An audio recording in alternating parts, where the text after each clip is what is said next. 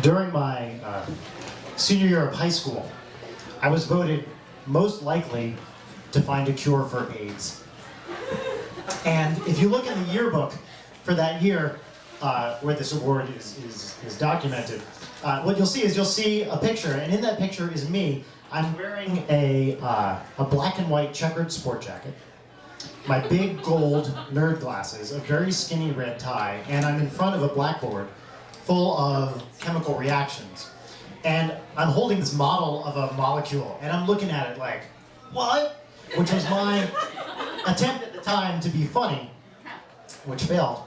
But standing to my right, just a little bit too far away, wearing a mock turtleneck under a very conservative red sweater with her hair pulled tightly back and staring at the camera with an expression devoid of any known human emotion, is Betsy Barber.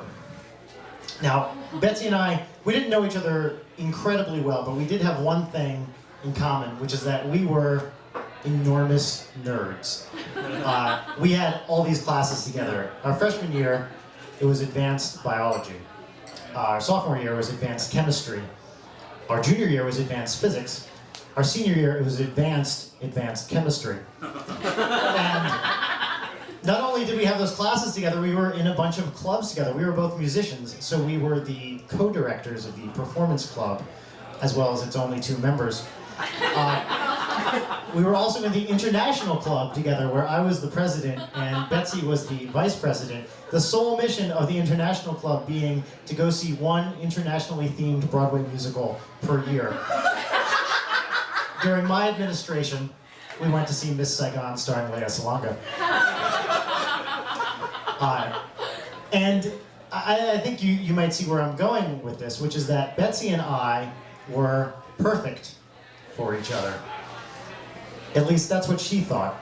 I, unfortunately, was not interested in her. I had crushes on a completely different subset of girls. And the problem was that she still would flirt with me, but there are a couple of issues with that. Number one, you know, as a high school boy, right, you're basically completely incapable of picking up on any form of subtlety whatsoever, especially if it involves flirting or the opposite sex or whatever. And the other is that there's a particular kind of flirting which is nerd flirting. And nerd flirting is barely perceptible, right? When you're a nerd and you flirt with someone, what do? You try to hang out with them a little bit more. Or maybe you make slightly more eye contact than you normally would. It's really hard to find. In fact, nerd flirting, I claim, is like the top quark. And it is like the top quark in the following sense. Bear with me, because I promise you this analogy is perfect. The top quark is really, really hard to spot, right? People look for it for years, and only if you're looking in exactly the right way, in exactly the right place, you even have a chance of seeing it. But once you find it, you're like, oh my god, there's a lot of quark there. The top quark is anomalously massive, I should have said. And it's the same thing with nerd flirting. Unless you're looking at it, you'll never see 2 nerds flirting with each other. It's in these very subtle glances. So I just didn't pick up on any of this.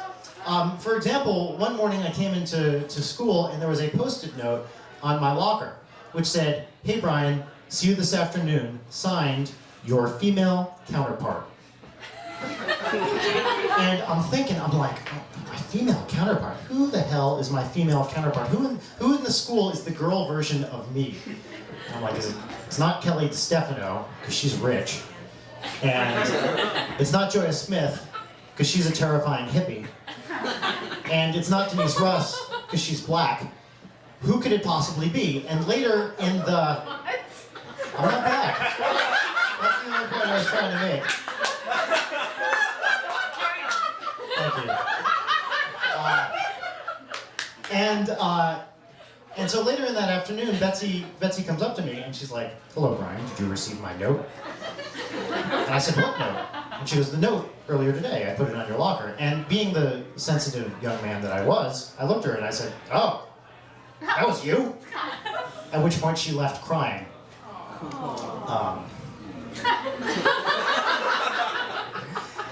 And this was probably my first hint that we should not have gone to the prom, the junior prom, together. The main goal I had at the junior prom was mostly to hang out with my friends who were seniors. And unless you think that sounds cool, I should point out that, in fact, my friends who are all seniors were just my friends from my advanced calculus class that I had placed into my junior year. So I did everything about this prom wrong. I even asked her out wrong, because I waited until the last possible second to ask her out, because I didn't want her to think that I was interested in her. And somehow she still agreed with me, which was nice. And I think what had happened, I can't even say directly to this day why I asked her out, because we really didn't, we didn't connect in some fundamental way. I think what happened was these tiny nerd flirts kind of bore their way into my brains and formed this subliminal aggregate, and eventually compelled me to ask her out, and I did. And I'm pretty sure that's why we went to the prom together. And it was either that, or it was the fact that we were the only two people without prom dates at that point in time. So we went to the junior prom together, and it was a total fiasco. Not because of any intentionally malicious behavior on my part, but because I was being a totally clueless teenage guy. So I didn't do any of the things a prom date is supposed to do with their prom date. So these things include, like, hanging out at the prom, dancing at the prom, not bothering the other person with the action figure you brought into the prom. I know, it's one of these things that sounds so obvious when you say it out loud.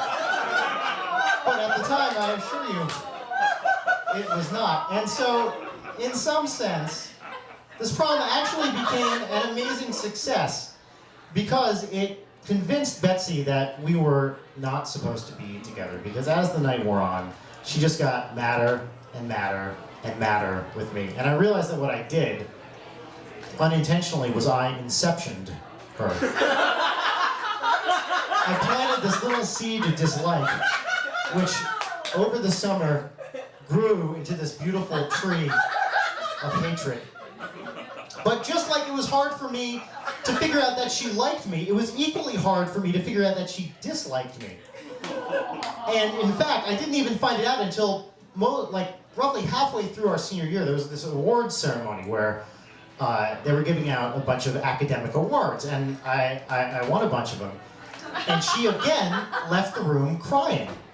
And afterwards I was talking to one of the teachers I liked, and I was like, hey, well, what's up with Betsy? I saw her crying. And this teacher goes, well, Brian, don't you know? She's upset you won all those awards. She's been trying to beat you. And I was like, beat me at what? And the teacher goes, at everything, but especially at science. And what I then found out through mutual friends and this teacher was that, in fact, throughout our entire time together in high school, Betsy had been waging this war, essentially this competition against me. And at first, right, it was like this thing where, we were going to be this, in her mind, we were going to be this like power couple where we were really into each other, but we were still competing with each other, like Jay-Z and Beyonce. But in fact, after I completely ruined her prom experience, we turned into enemies, like Jay-Z and Nas.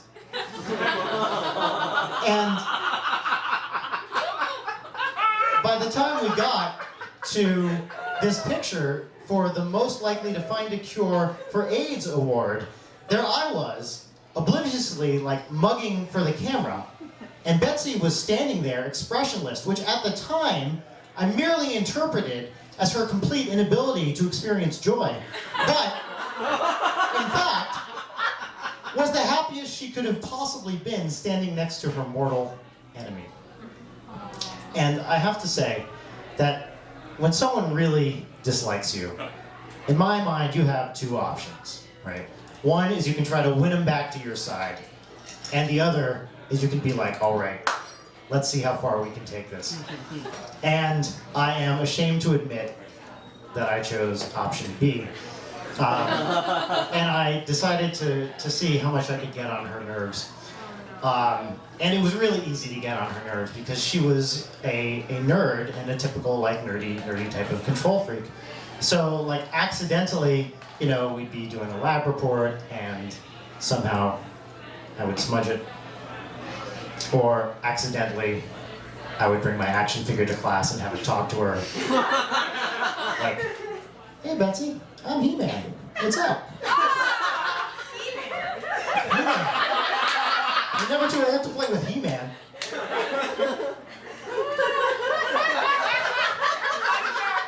Still like He-Man. And over time, it just got worse and worse. And after graduation, actually, I never saw Betsy again. But we did both go on to careers in science. I became a theoretical particle physicist, which I am today, which is not only not useful for curing AIDS, it is not useful for literally anything. And Betsy went on to become a doctor, and for all I know, is still out there somewhere searching for a cure. Thanks.